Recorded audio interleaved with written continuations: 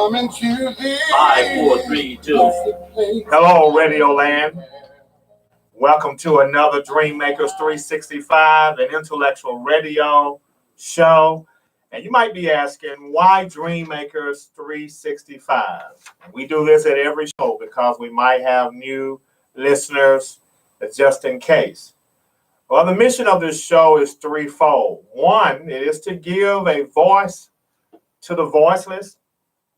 Plus, it is to discuss African American 365 days a year, African American history, that is, 365 days a year. And lastly, we want to help to inspire, to save the lives of people who are listening to the show, or perhaps you can share a message to them that this show could help them indirectly in spreading hope in regards to our Lord and Savior Jesus Christ. Our sponsor of this show is Martin Casey. He's the president and CEO of My Full of Beauty Incorporated company. Without him, there will not be a Dream Makers 365 talk show. So we're glad that you tuned in with us tonight. Our topic tonight, we will look at why teen pregnancy, that is the women of color who are most likely are becoming pregnant, and why that there are some things going on now where that is going down quite a bit. But we want to look at some of the problems as well. And we also have a success story. There's a young lady that I will be calling who lives in the St. Louis area, and her name is Miss Shamir Zarai, a St. Louis native. She was a teen mom at the age of 15, but she and her child are doing well. You're going to hear from her tonight. I will allow her to tell you the story and go from there. And I will certainly like to share with you tonight that our Black History Person of the Week is none other than Miss Constance Motley Baker. Stick around, stay tuned for me to share with you information about this great woman who has a very fascinating story that I will share with us before we call our guests and all that good stuff. But let's open up with a word of prayer. Heavenly Father, we thank you again for this particular show. We thank you for our producers here in these studios, Brother Earl Winfrey, and we thank you for one to be his assistant who helps to make these shows go on a daily basis. So we thank you for them and all the guests who come in and out of these wonderful studios here in the Chicagoland area. Bless us and keep us in your care. In Jesus' name, amen. Our Black History Person of the Week is none other than Constance Baker Motley, born September the 14th, 1921, and passed on in this life at the tender age, I believe, of about 84 years old, September 28th, 2005, not too long ago. Was an African-American civil rights activist. Check this out. She was a lawyer. She was a judge. She was a state senator and a borough president of Manhattan, New York City. She was the first African-American woman appointed to the federal judiciary, serving as a United States District Judge of the United States District Court of the Southern District of New York. She was an assistant attorney under the great Thurgood Marshall, arguing, guess what? The case Brown versus Board of Education. So she had her hands in that particular monumental case not too many years ago, but in 1954, we thank God for Thurgood Marshall and that fantastic team led by him and, of course, Constance Baker Motley. Now, she was born in September again in 1921 in New Haven, Connecticut, the 9th of 12 children. Her parents were Rachel Huggins and McAuliffe Alver Baker. They were immigrants from Nevis and the Caribbeans. Her mother was a domestic worker, and her father worked as a chef for different Yale University student societies. including the secret society of the Skull and Bones.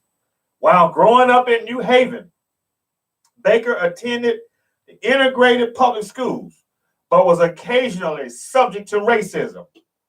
In two separate incidents, she was denied entrance, once to a skating rink, the other to a local bench. And notice we're talking about up north here, Brother Earl, where she's growing up in New York City area. So racism has been and still is around the country. It's not just in the South.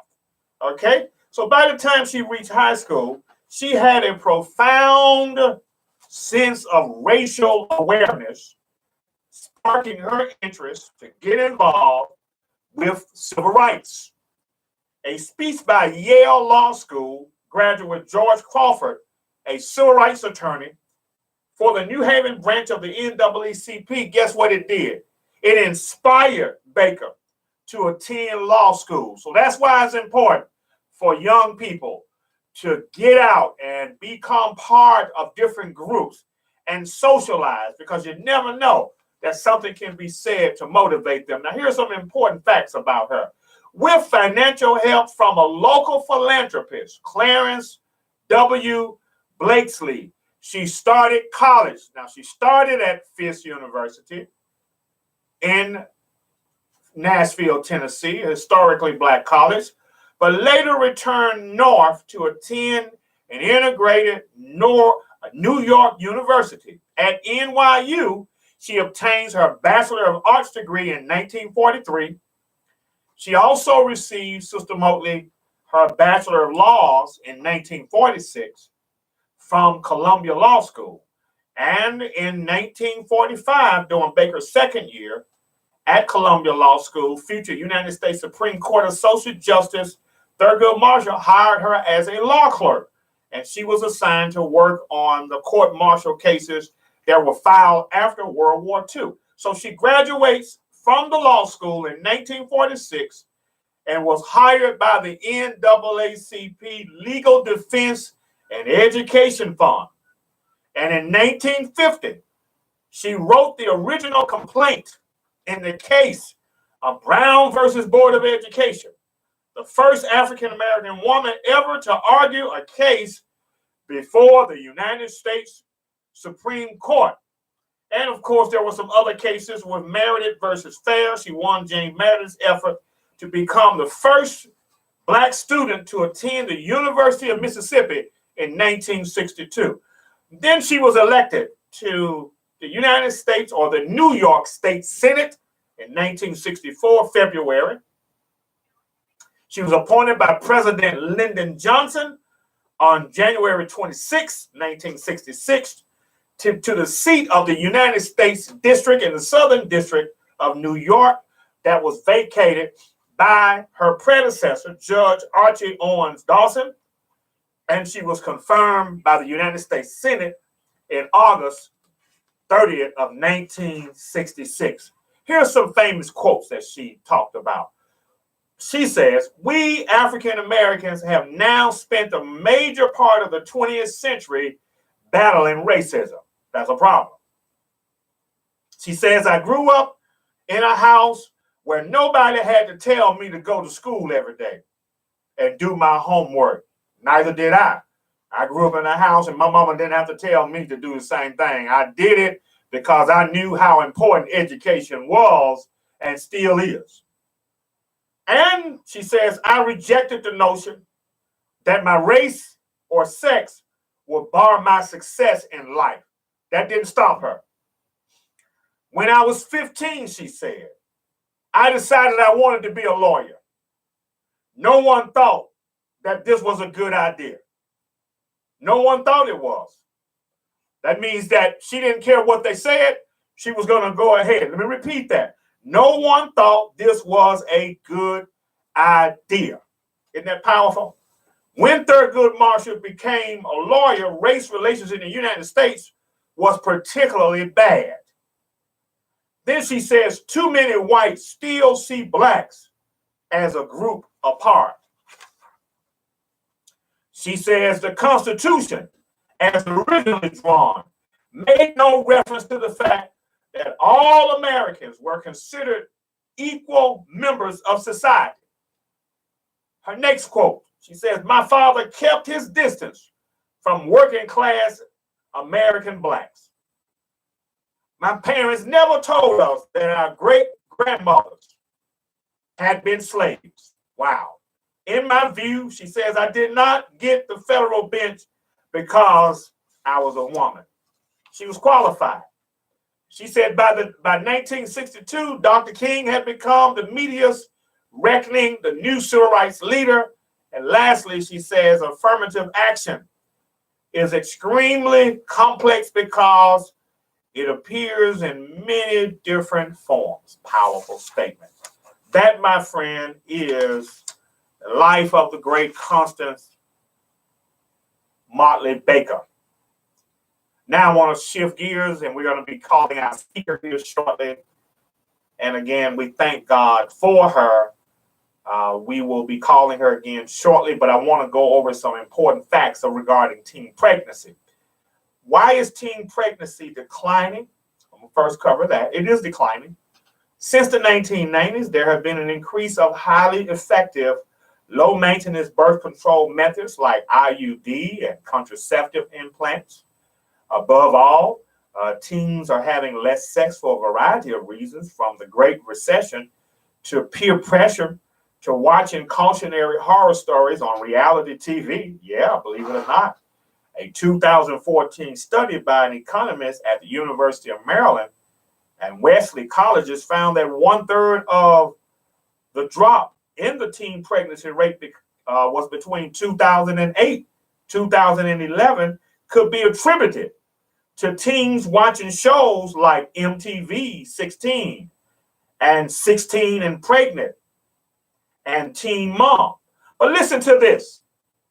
But when you look at the actual rates, they demonstrate a stark reality. Girls of color are much more likely to become pregnant. Among non-Hispanic white teens, the birth rate in 2013 was 19 births per 1,000, while among black teens, it was 39 births per 1,000. Latino teens' birth rates was 42 per 1,000 teens. Birth rate for Native American teens was 31 births per 1,000. That sex is a temptation. While among Asian Pacific Islander teens, the birth rate was just 9 births per 1,000. What else plays a part in teen pregnancy? Poverty plays a big role in high teen birth rates, as does geography. Rural teens have higher rates of pregnancy than the urban and suburban teens. Southern states, which tend to be poor, have had higher rates of HIV infections. Also, the report of a higher number of teen births. Poor teens of color are less likely to have access to quality health care and contraceptive services, and are much more likely to live in neighborhoods where jobs and opportunities for advancement are scarce. Many teen girls having sex are being exploited by older men, Wyatt said. Many underprivileged girls face peer pressure. That's a big issue right there. Peer pressure to have sex early.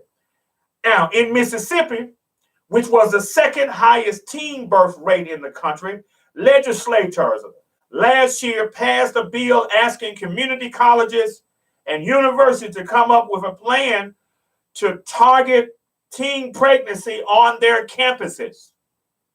Earlier this year, Governor Phil Bryant, a Republican, proposed spending $1.2 million to support the health clinics at the colleges.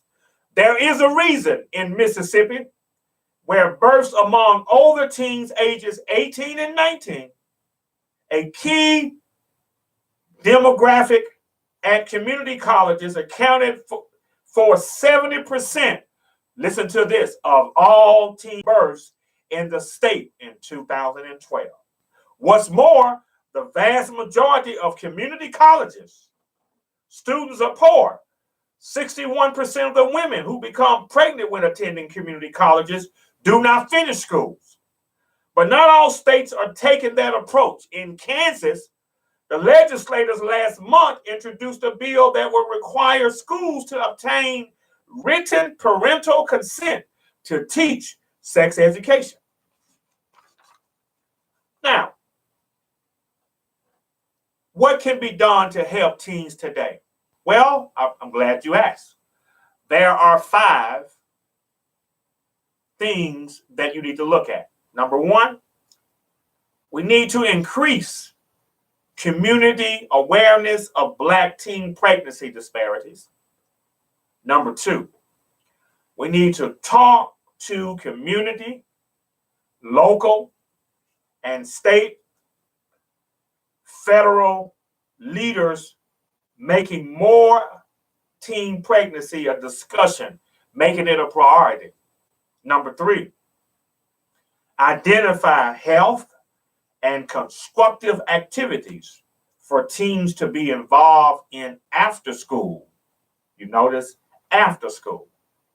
A lot of your trouble, of course, is after school. Have real and honest conversations with teens about the facts about sex and pregnancy. Number 5, consider finding successful members of the community who can be mentors to teen. And that's what Brother Kelsey was talking about, Brother Earl, when he was here a few weeks ago. Having seniors, which are definitely some key members in society, who can talk with teens and encourage them about how they can make it, what it takes for them to make it, because they've been through something. And that's one thing about myself. I sat and listened to older people more so than people my age, because people my age couldn't tell me nothing. So I sat with people that were older than me, and that helped me, propelled me to stay in it, to keep fighting, to keep doing the positive things that I have continued to do. So those are important things that I wanted to share. And we know that there have been countless successful people out there who have survived teen pregnancy. I can think of my own mother and so many other people. But there was something about those older mothers out there, not to knock the younger mothers, but the older mothers out there who somehow, some way found it in themselves to raise boys and girls back in the day and felt the need for that. And again, I'm not necessarily knocking teen pregnancy for the fact that you can't make it. Of course, no one is in support of a person having a child at an early age, because it takes so much time, it takes so much effort. So we need to look at solutions, and that's what I wanted to bring to us tonight. But again, I am happy that we have a special guest that I will be calling from the Gateway City.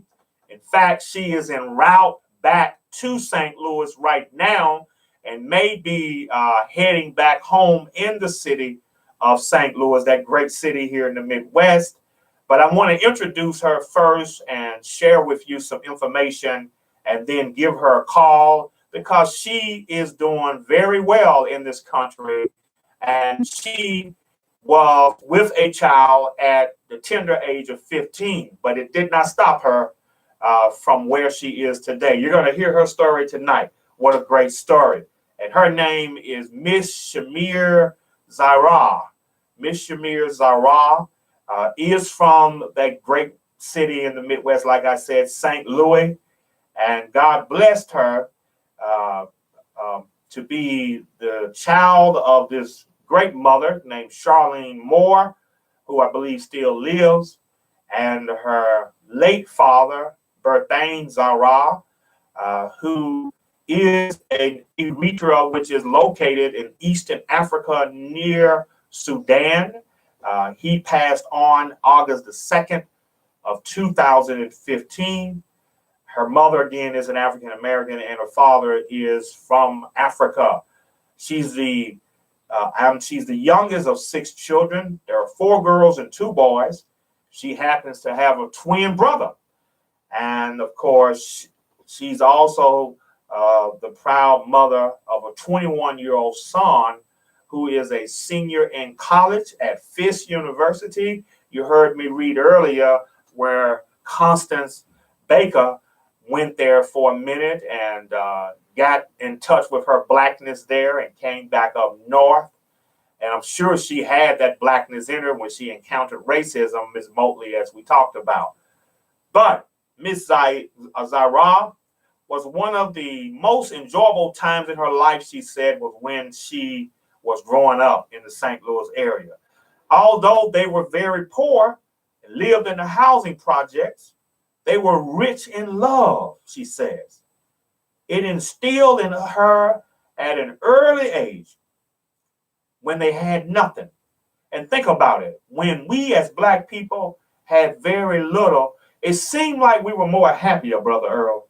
Something to think about. Which lets us know that the stuff we have doesn't necessarily make us happy, but it's the love that we have in one another that makes us happier. So she grew up in the projects. It was a time where she felt safe. It was understood that it took a village to raise a child, so everyone looked out for each other. She said, I didn't grow up with my father's side of the family. However, my determination to know who I was led me to find them when I was 18 years of age. I felt like I couldn't move forward in life until, she said, I completely understood who I was. And that meant I had to connect with my father's family. And she had to make many decisions in life, but one of the most important decisions that she made in life forever caused her to grow up overnight. Listen to this. Having her son, she did not abort her child. Having her son at the age of 15 presented her with many life's difficulties. But she said, I could not do it again. If I could do it all over again, I would still have my son. Thank God. I believe things in life happen that way. They were designed to happen. And I would not be who I am today if I didn't go through the things I went through. I'm learning not to question God. That's important. Being a single mother of an African-American male was challenging, she said. However, I faced the challenge head on. I wasn't a perfect parent, but I did my best, and I did the best that I could. Determined not to allow the streets to get a hold of my son, she decided to enroll him in a private school, and she kept him busy with extracurricular activity. That's important with our children today. Keep them busy, because if you don't, that is the time, as she said it so eloquently, idle mind is the devil's playground. It is certainly so, the devil's workshop. And I made sure she understood that he understood that knowledge is power, and it is. And that education isn't an option. She said, it's not going to be an option for you, boy. She said, you are going to get an education. You are going to go to college. He is a senior about to graduate from Fisk University to obtain his bachelor's this May in business administration. Having a child at an early age caused her a lot of heartaches. A lot of people stereotyped her. According to the statistics, she says, I should have been a high school dropout. I should have been on welfare, she said. I should have been living in public housing, etc. She said, I used to party. She was a party girl, partied a lot, drank a lot. And one day she woke up and said, I've had enough. And I realized that I need to be in control of my life. And nothing should be in control of your life. If you're allowing something else to be in control of your life, then you're not really living the good life. And she said, I made it my business to change the trajectory of my life. And as a result, she has been sober for 10 years. So I want to definitely give her an applause for that. She said, I changed my life for the better, using my son as a motivation to become the best mother I could be, and one that made me proud and made him proud, rather. And I learned that as a parent, a lot of times we ask our children to do things and we're not willing to do it. That's not fair. Because of that, I thought that I was determined for him to complete his bachelor's degree in business administration prior to my son graduating from high school. But I didn't stop there. I also completed, she said, a master's degree in accounting to my son's high school graduation. Finally, all of my hard work and determination is paying off. I'm an auditor. She's an auditor for the government. And I live by this golden rule. I treat others like I want to be treated. And as a result, I've been truly blessed. We're going to take a 1-minute break, and we are going to call Ms. Zara, who should be on her way back on a plane from Washington, D.C. Thank you.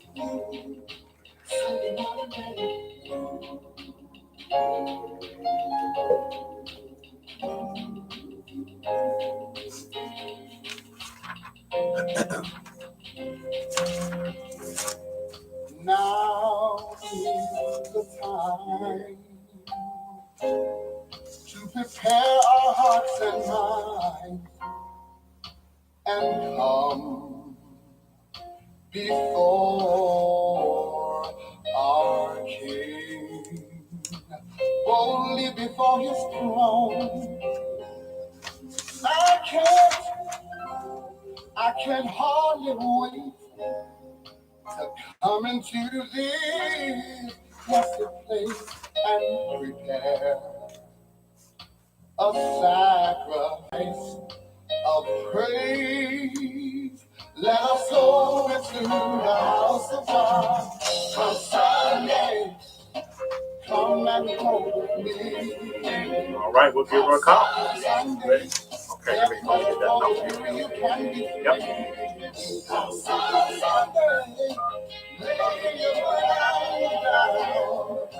Sunday we will meet on holy ground. We on holy ground.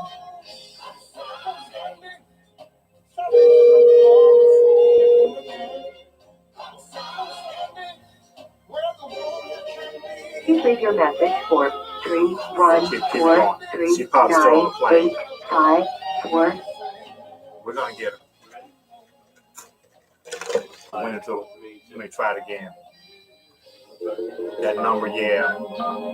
Sunday morning, church bells ringing, the choir singing. It's a beautiful day.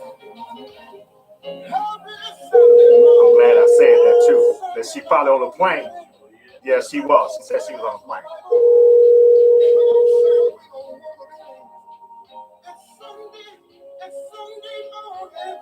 Please leave your message for. We'll keep it going another minute. Yeah, it's coming. Because I'm 3 minutes ahead of schedule. Wait, one more minute. It's the body of Christ. It's the church.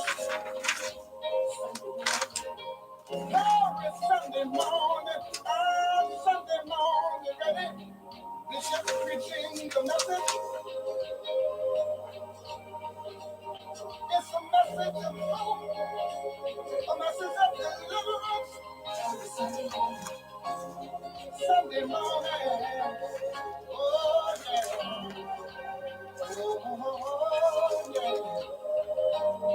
Sunday morning.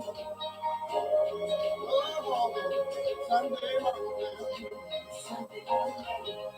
How is Sunday morning? Sunday morning. Don't you wanna go? Sunday morning. It's a good statement she made here. She said she wanted to be a lawyer, but she said no one thought this was a good idea. So what does that mean? Nobody. That means people in her house. Yeah, they said no one thought it was a good idea. Wow. All right, let me try her again. If not, I'm gonna keep talking.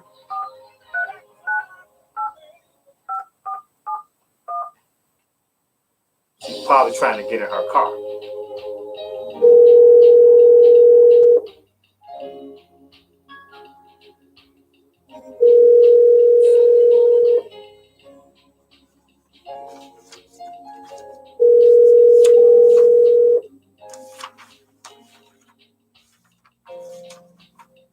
Please leave your message for 31. Now, if she decides to call Earl when we're back on the air, can I do that? Just take a break. Just take another break. Yeah, I got you.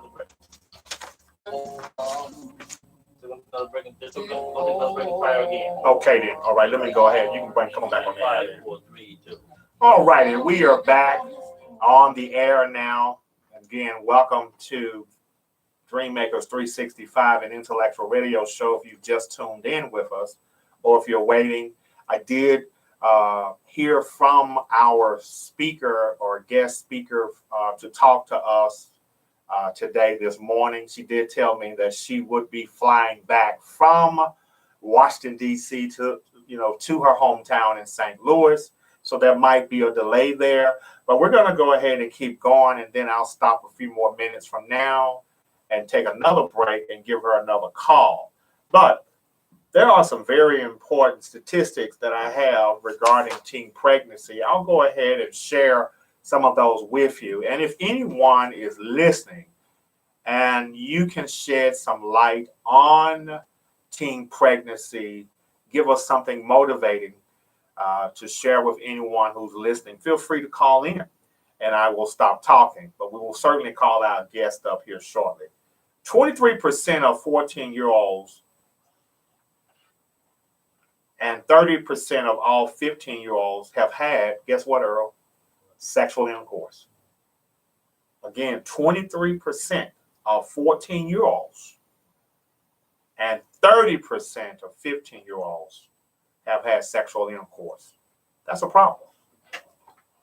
Early childbearing tends to reduce mothers' opportunities to attain a high level of education and employment.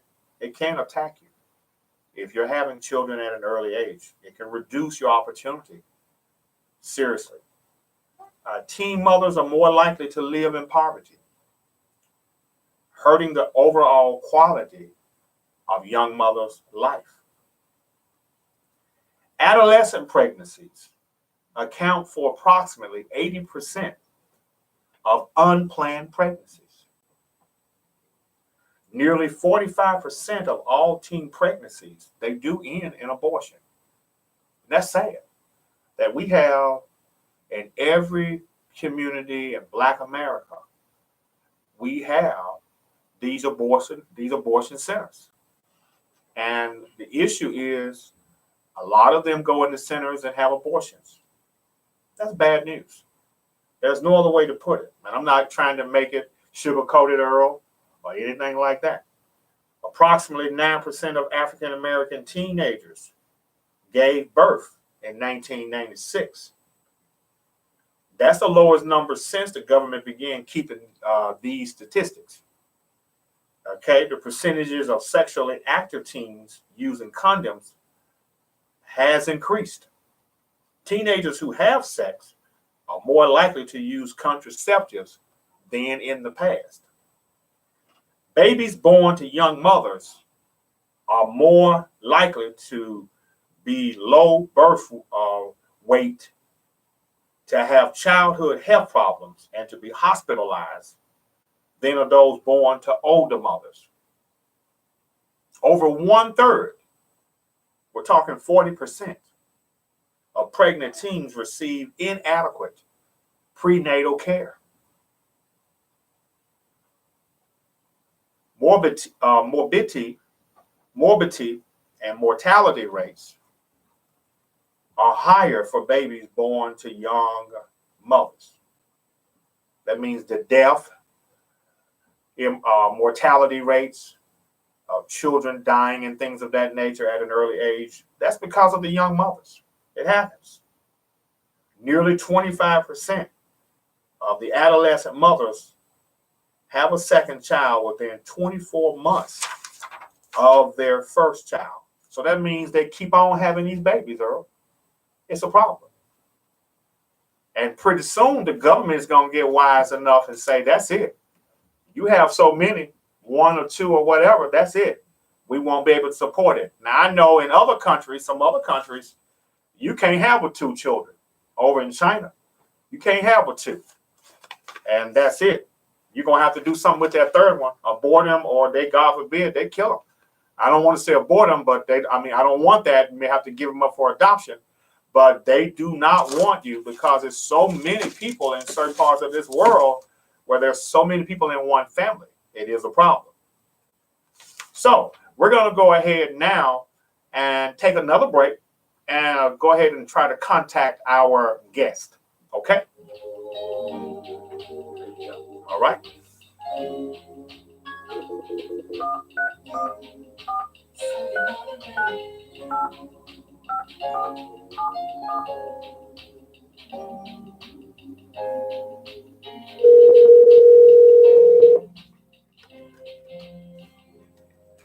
Now is the time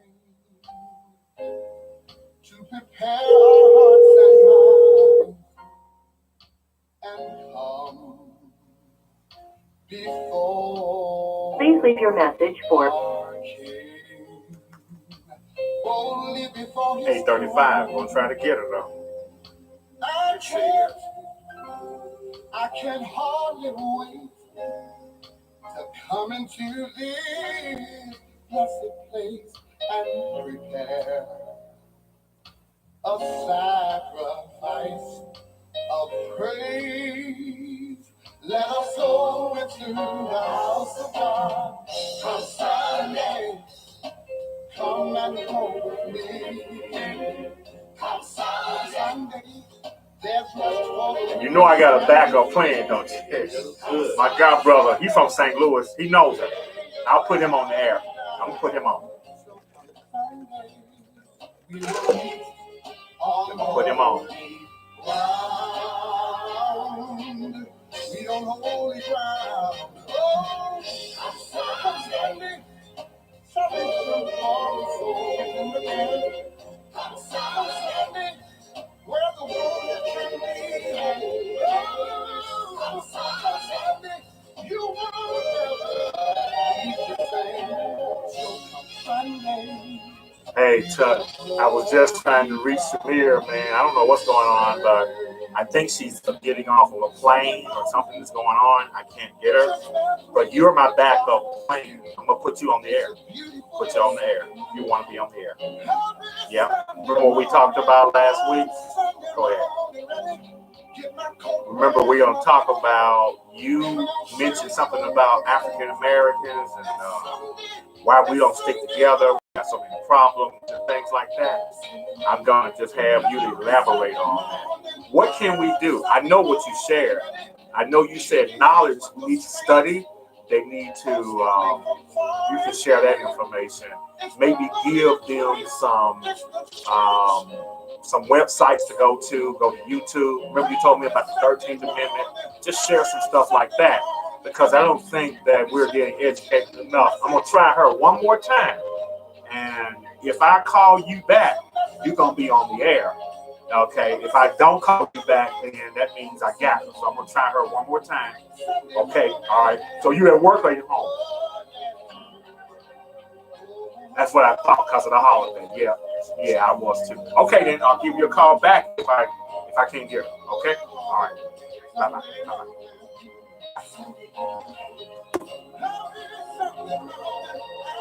Yeah, I'm going to put him on because he's got some good stuff. Let me try her one more time.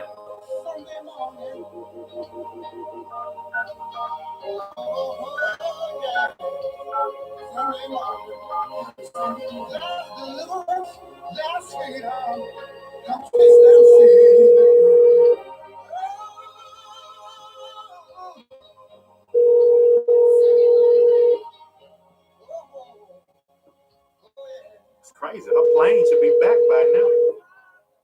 She must be in the air. Please leave your message for. I'm going to put him on now then. All right.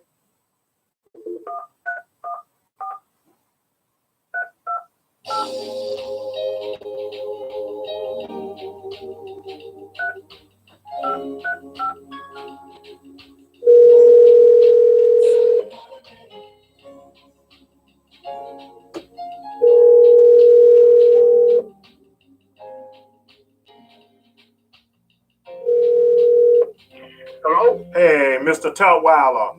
Want to welcome you to the Dream Makers 365 talk show. And I thank you again. We were trying to get Shamir Zarai on, but I know she's probably on a plane still coming from Washington, D.C. But you have been an awesome recruiter for me, getting people on the show. And we talk pretty much every week. And I know the last time we talked seriously about Black America, there are some serious problems that are facing our country right now, particularly in Africa, African American people here in this country. And you share some great information about what we can do as a people to gain more knowledge so we can get out of this abyss. We're in an abyss. We're in a very bad place in this country. So again, welcome to the show, Mr. Tutwiler. And I want the world to know this is my god brother. We grew up together, and he has been very instrumental in making this show turn around. My sponsor is in the studio with us at this time. And again, welcome. How are you tonight? I'm doing all right tonight. Good. Okay. So I just wanted to just have you to just answer the question, what can we do to turn things around? We've been talking about teen pregnancy and how things are getting better in some regard, but we still have so many other issues out there.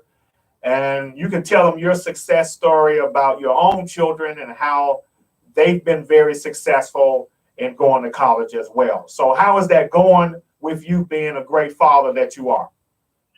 Well, I think, it started in the households, and I think, we need to start teaching our kids, hey, start reading.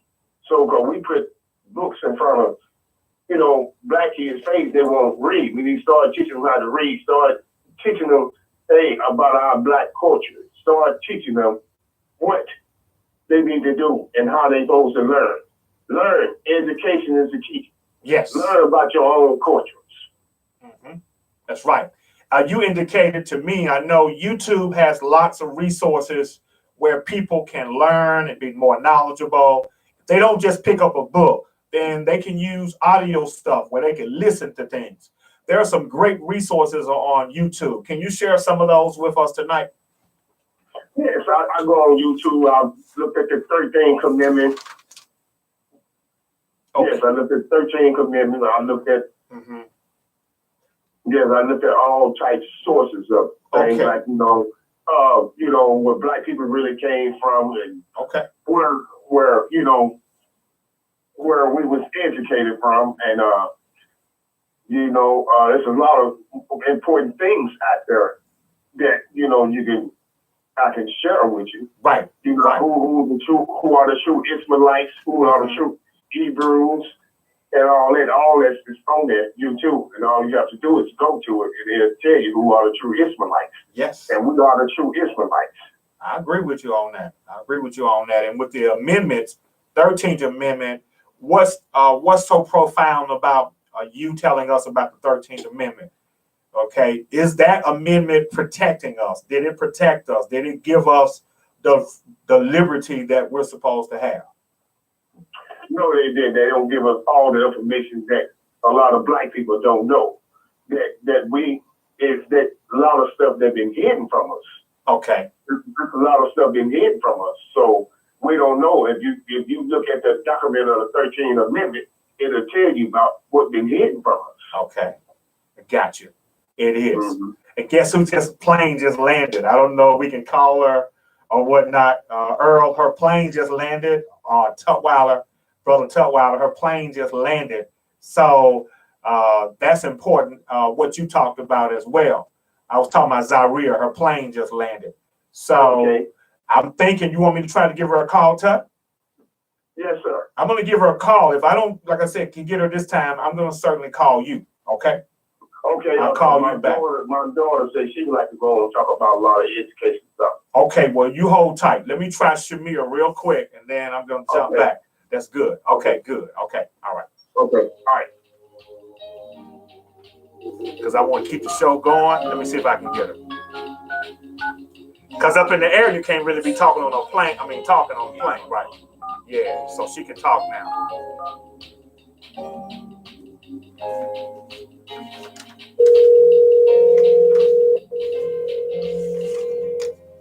Now is the time. Hi, how are you tonight, Miss Shamir? We are so happy. I tried to call, and I know with airplanes, there are always delays. So we did call right at about 8:27. I know we said 8:30, but we called at 8:30.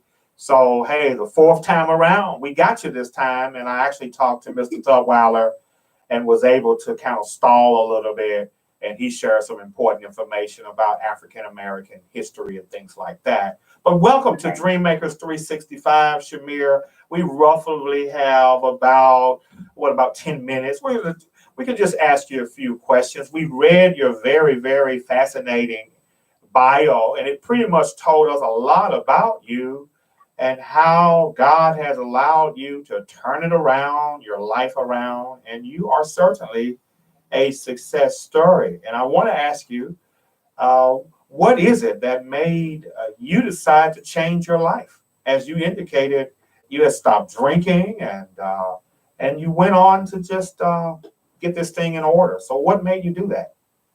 Because I had to, one, I understood I was better than my situation. I understood that I had to live for my son. I had to be an example for him. I couldn't do anything I wasn't going to do. I had to be the best me I could be for him. And so I did it for myself, for my health. I was tired, and I knew I was better than the person I was. And so I one day woke up and said, I'm done. That's awesome. And then it has changed my life. That's awesome. Because based on what you said, you stopped drinking 10 years ago? Yes, sir. So he had to have been about 11 years old, and I'm so glad you did that. That's a very, very important age, as all ages are, but 11, and he knows what's going on, and you actually made that change. That had to have had a lasting impact on his life. What do you think? Oh, yes, sir. He understands that, I made that sacrifice. I made that change for him, and he understands drinking and what it could do. And he's very cautious with making those types of decisions because what he saw. That's great. What do you say to a teen mom or a parent who might be in a situation now like you were at 15 and pregnant? And I know someone who actually is 6 months pregnant, and she's 15, about to be 16.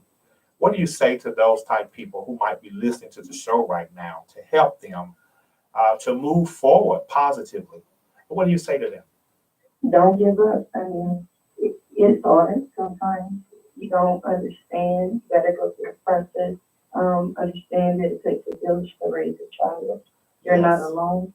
Yes. Use resources and don't give up. I mean, it's hard. It's challenging. That's but great. It's definitely rewarding. Yeah. I am so thankful that you did not abort your child. I know that is an option for so many of our teen moms out there with Planned Parenthood and so many other groups out there. And what prevented you from doing that? Did you even think about aborting your child at all? No, sir. That wasn't an option. It's not something I believe in. Yes, ma'am. But I also understand that my son saved my life. You having him is what eventually turned my life around. Wow. It was hard, and people judge you when they see you, but you want to make yourself the statistic that you want to be. Don't allow them to say what you should be in life. That's so true. That is so true. So good that you took a negative situation seemingly and it turned around for your good positively. That's great. And I know I read that in your bio, and you read it, or should I say you wrote it so clearly with so much clarity. It's very well understood. Here's another question. Yes, sir. What made you want to go to college? And I believe you indicated you majored in business administration as well. Yes, sir. My Okay. undergrad was business administration, and my grad was accounting. Great. And I wanted something better. I've always, been good in school, and everybody assumes because you come from the project or the hood, as they quote unquote call it, that you won't become anything. And I didn't want to be a product of my environment. I wanted to be a success of my environment. That's great. That's great. So speaking of your career, what are some projects, and if you could share any of it, I know you're working for the government, maybe some information you cannot share, but just on the surface, if possible, what are some of the projects you have worked on or now maybe working on and that kind of thing, or in the future? I mean, what are some of those projects that you're doing since you are a career woman? Well, I do a lot of traveling, and we do auditing, and just we research a lot of different programs to see if they're efficient, if they're beneficial, if they could be improved, and if they're working, thumbs up. So what we try to do is just improve processes within the government. Very good. Very good. Final two questions. What can you say to Black America listening tonight that could motivate us to move on in this struggle here in America, on American land? What can you say to us as a Black people? Don't give up. Be the change that you want to see. When they tell you no, eventually you will get said yes. All it takes is one yes. And don't prove them right in a negative manner. Always see the positive in a negative situation. You're awesome. Any lasting comments? Because I definitely want to bring you and your son on the air real soon in 2019. Once he's graduated and maybe home or something of that nature, we can do another show like that. What do you think? Well, that would be perfect. And I definitely want to tell young girls who are in a predicament or were in a predicament that I'm in, that I was in. It wasn't the end of the world. Right. It was hard, it was challenging, but with my support system and my determination, I made it through, and I'm doing well. It's not perfect. I wasn't perfect, but it'll get there. You will get there. That's right. So we are just so thankful. We know you're at the airport, St. Louis Lambert Airport now? Yes, sir. Okay. Just touchdown. And we are going to allow you to take a bow and get out of here. We know that. We know you got to get going. And we are just so thankful, Shamir, Ms. Zaira, that you were able to hang out with us for a few minutes. And we're going to have you back for part 2 in 2019. How does that sound again? That sounds perfect, sir. Well, very good. Glad to come back. Well, we're again glad that you were with us tonight. I'll let Mr. Tutwiler know that we pulled it off. Thank God. Okay? Enjoy the rest of your week and continue working for our great American government. God bless you. Have a good night. God bless you. Bye-bye. There you have it, Miss Shamir Zaira. We were able to get her, after all, dealing with airports and things of that nature with delays. She was able to touch down. I was able to tried to call her while she was in air, but of course, that is certainly a problem with aviation. We can't do that. And that's why I wasn't able to get her, but we got her. So the show is a success. And I've learned working with my producer, as I tell them always, I always have a plan A, a plan B, and a plan C. And we were going to get through tonight's show because we know that we have a wonderful sponsor, and that is Mr. Martin Casey, who is, again, the president and CEO of My Fuller Beauty. This show has been brought to you by My Fuller Beauty Incorporated. Again, next week, we will have a great friend of mine. I helped with him turn his life around as well. He is a great pastor in the state of Mississippi, Okalana, Mississippi, if I'm saying that correctly. In my home state, he's the pastor of Grace Baptist Church, Reverend Jamal Bodie. Will be joining us by airways on Monday coming up. and he will be sharing with us some of his great ideas and plans as it relates to Black economics, how we can pull together to make life better for all of God's children, all people of color, and things of that nature. So he will be with us next week. And until then, in the words as always, and Don Cornelius, we bid you peace, soul, and I'm going to add love to it as well. God bless you. See you next Monday night. Have a good one. We got through it, Doc, huh? Yeah, boy. Man, that young